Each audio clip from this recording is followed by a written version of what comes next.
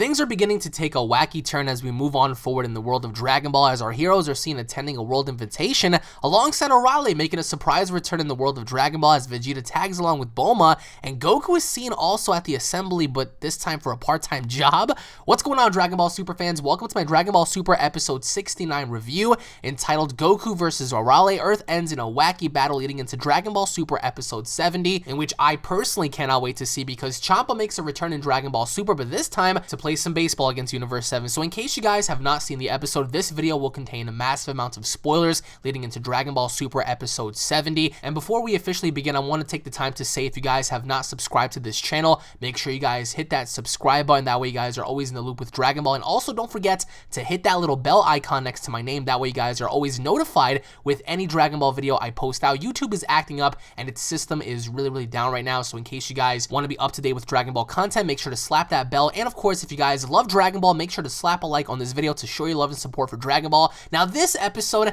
was as wacky as it comes. Now, many people aren't too fond of filler, and although this is kind of filler-ish kind of material, very similar to Dragon Ball Z when we saw Piccolo taking his driving test with Goku, this was a awesome episode. Now, one thing that really stood out to me was Goku having a part-time job. Yes, folks, Goku has a part-time job, and what makes this that much more hilarious is the fact that he doesn't really take his job too seriously. Now, we see that, you know, Bulma and Vegeta are attending some sort of a World Invention Award, which again is very important because this really means a lot to Bulma. But the way this episode started off, I believe, was very tacky because we had the traditional Dr. Slump opening with the pig announcing that Arale is appearing in Dragon Ball Super. And I will say, even though Arale, she's not a human being, she is one of the most adorable things in Dragon Ball aside from the Omni King and stuff. But we see the traditional Dragon Ball Dr. Slump opening with the pig announcing that Arale is coming, and we see a whole bunch of monsters dance around and stuff. I mean, again, it's tacky stuff.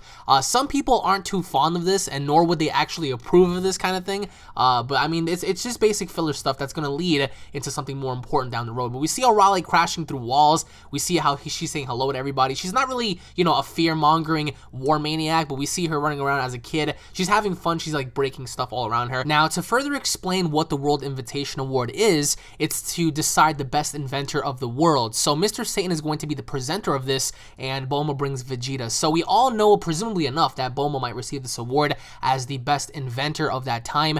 And we see how, you know, Hercule, he's trying to, like, you know, read like what he has to say, but you know, Vegeta doesn't want to be there. You can clearly see that Vegeta is being forced to do this by his wife. And we see how cameras are there, you know, the news team is there, and this one lady puts the microphone up to Vegeta, and you know, we see Vegeta is just there. He doesn't really say nothing, like he seems very agitated that he's there, and Goku is bored at his new part-time job as a security guard. Imagine Goku doing security. He's working the front door. He seems bored out of his mind, and Chi-Chi was the one that forced him to do this. And I have to say, I mean, we see him ripping his clothing, you know, he's tearing through his suit. He's not made to be a security guard, and so what he does after that is he completely tears off his sleeves, and we see how, I mean, Goku doesn't want to be there. Goku wants to train. He starts messing up his hair. So for a very short time, we see Goku playing the role of security guard. So I have never, I mean, I was a security guard myself many years ago, so I never would have thought I would see Goku do this,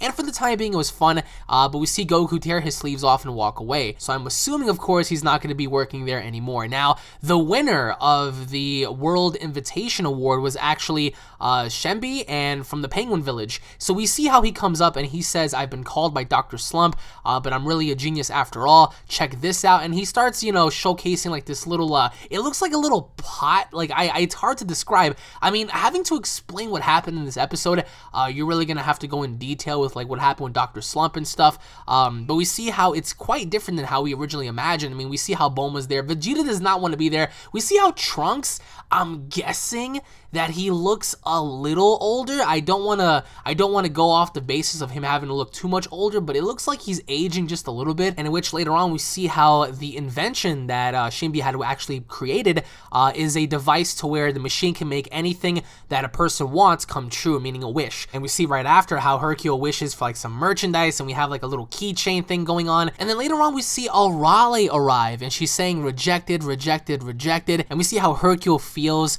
like he lost lost the spotlight and he's trying to offer Arale to play around. It's a big mistake because we see Arale there take Hercule a little bit too serious, because Hercule feels as if like his thunder was stolen. This story, again, I would have to say is very hard to like explain because of the whole Dr. Slump story and all that kind of stuff. But we see how all of a sudden the entire place is starting to like shake up, and we see how Vegeta, you know, he's there, he's unbothered by all this. Vegeta seems very annoyed, and we see later on how Hercule is just like there, he's trying to yell out to everyone, and we see how, you know, Vegeta's like, play with me, and Arale says, are you strong, mister? And Mr. Satan, again, as he was yelling, he tells the crowd that he'll take care of this to run for their safety, and Hercule asks Vegeta to handle things. So Vegeta's like, all right, little girl, I'll play with you. So Arale tells him, you know, like, are you sure? Like, are you strong and whatever? So, you know, Vegeta doesn't really like know Arale, so it's funny to see how Vegeta's like, come play with me, and she's like, she agrees. And one thing noted by Herms98 on Twitter was Masahiro, I believe his name is, I can't really pronounce that, I'm sorry if I butchered the name, is actually a parody of Toriyama's first editor, Torishima, who always rejected Toriyama's ideas, hence why, you know, the catchphrase for Arale is rejected, rejected, rejected and stuff. So at least we got a little bit of a hint as to why that is. So meanwhile, Goku is sleeping outside, and we see how Vegeta gets launched like through the freaking wall outside, and we see how Goku and Arale recognize each other, and Vegeta says she's strong, she must be a gag character, and Goku and Arale seem to recognize each other but actually don't, because they point at one another, and we begin to have like this little epic stare down, which is pretty hilarious. And Hercule tells Goku that Arale is being manipulated by an evil scientist to do bad things, and he still doesn't feel, you know, right about fighting a little kid who resembles, you know, Arale. So he doesn't want to do anything too crazy, but we see how Vegeta takes matters into his own hands, and he charges Arale, and then he punches her so hard, he sends her flying in the sky. But then out of nowhere, we see how Vegeta gets knocked down, and Vegeta's like, what in the hell is going on? So he tries to distract her, and then he kicks the poor little thing, and then Arale's head comes off. And we see how Arale explains that she's a robot, and then that she can split the earth in half, and Vegeta's like, hey, look, a UFO. And it's actually kind of funny because the way Vegeta like countered that, like he just completely let her off guard. He said, hey, look, a UFO, and then he kicked her head off. And then we see how Arale, you know, she puts her head back on, and as adorable as she is, she says that, you know, she wants to split the earth in half, and in which case she kind of does. And we see how the earth is like cracked into him. Vegeta's like, holy shit, like what the hell is going on? I mean, again, this is classic filler. Don't get too crazy with like what's going on, because again, I don't think this is gonna directly tie into anything crazy or anything too major later on. But I will say that Arale is kicking ass. She kicked Vegeta's butt in base form, which is kind of funny because Arale is not really meant to be taken serious, I'm guessing. But Goku asks Arale to wait a bit, then he goes Super Saiyan Blue.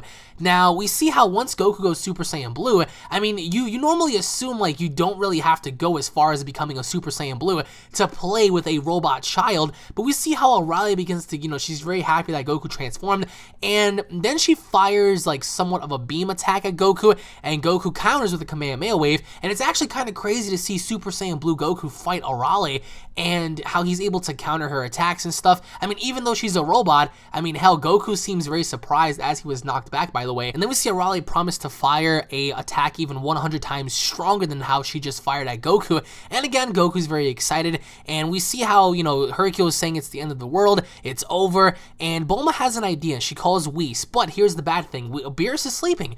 Beerus is sleeping, and Whis is trying to find out what's going on with Bulma, but again, not much of a response because Beerus is sleeping. And then we see Bulma, Hercule, and Trunks begin to argue over who will bring the crap on over to Arale, and because the machine that does the inventions and stuff, like people wanting wishes, we see how a piece of poop is being, you know, ran by Trunks, because we see how Trunks begins to run with the piece of poop on a stick, mind you, towards Arale, and we see how she's poking the poop with the stick, and we see how Goku's in the background. He just seems so confused, and it's just a really really tacky episode. Nothing too crazy. I mean, it had a few laughs here and there, having to see Goku quit his job and having to walk away. We see how, Arale promised to unleash something crazy with Goku, but she didn't really do that because we see how, she ends up playing with the pieces of fucking poop on the floor, and Goku's just baffled. And then even after that, Bulma takes the video camera on the floor and she begins to ask the TV audience to imagine the tastiest food they can possibly imagine, so Senbei's invention can actually make that. So we see how Senbei's invention begins to make a coffee ball, and Beerus senses it and he immediately wakes up. And it's kind of funny to see how Beerus would sense such a thing so far away, and he woke up so fast. Again, I mean, this cat is drawn by food, so if you have food in front of him, he will wake up. And then we see how Goku is charging up his Kamehameha. He's still yet in Super Saiyan Blue form again, which is kind of funny because then we see Arale begin to pretty much cock back her attack because she's about to fire at Goku. And then of course Beerus and Whis arrive, and we see how Mashirito, again, I apologize for butchering the name, threatens to reject Beerus, and Beerus destroys him so quickly. It was the exact same like Hakai thing that he did to Zamasu, and I'm gonna have to say, man, I cannot wait to see Beerus in action, because all he pretty much did was lift his 2 fingers up as he was holding the coffee ball. He ate the coffee ball and he just destroyed this dude without even looking at him. And we see how Beerus is like super happy that this tastes so delicious. He begins to like throw a fit because of how good it is. And we see how Arale is there and she's all happy and whatever. I mean, even though she's being controlled and even though she's innocent in all this, we see how Beerus begins to get a little agitated by this. And we see how he steps on the floor just once. He taps his foot on the floor and Arale is sent flying into the wall with her head decapitated from her body once again. And then Beerus threatened to destroy Arale, and just as he lifted up his fingers, we see how something's wrong with Beerus. And it looks like Beerus' stomach is upset. I think he had to go take a poo because the coffee ball, or maybe the food, was so delicious for him that it caused him to use the bathroom. And we see how quickly they fled because Beerus, right before he was about to destroy Arale, he just flees. And so I think this episode in general, guys, was a very settling episode. It wasn't anything too crazy.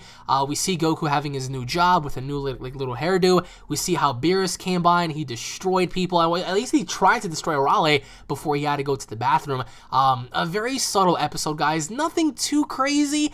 But the crazy stuff will occur on December 18th and on Christmas, as Hit is going to be coming to destroy Goku, guys. Let me know down below what your overall thoughts were on this episode, because not many people are going to enjoy this episode for obvious purposes. They don't like the more subtle things. But comment down below, let me know, guys. But let me know what you guys think down in the comment section below about this particular episode. What are you guys looking forward to in next week's episode? And what are your overall expectations going into the next arc? Because we all really hope and expect to see something really dramatic, something really suspenseful. But I want to know your overall thoughts on this episode down in the comment section below. Thank you all for watching. As always, I hope you guys have a very blessed weekend. In case you guys love Dragon Ball, show your love and support by slapping a like on this video. If you guys are new to this channel, don't forget to subscribe for tons and tons of Dragon Ball content, guys. Hours and hours of Dragon Ball videos for you guys to go ahead and watch and enjoy, from top 5 videos to discussions to Dragon Ball Xenoverse 2 and all kinds of Dragon Ball videos. Hundreds of hours for you guys to go ahead and enjoy. So if you guys are new, don't forget to subscribe, share the video, guys, to help support UnrealEntGaming. Thank you all so much for your love and support. I truly hope you guys enjoyed the episode. Tune in for more, and I'll be seeing you all in the next video. Take it easy, guys, and God bless. Peace.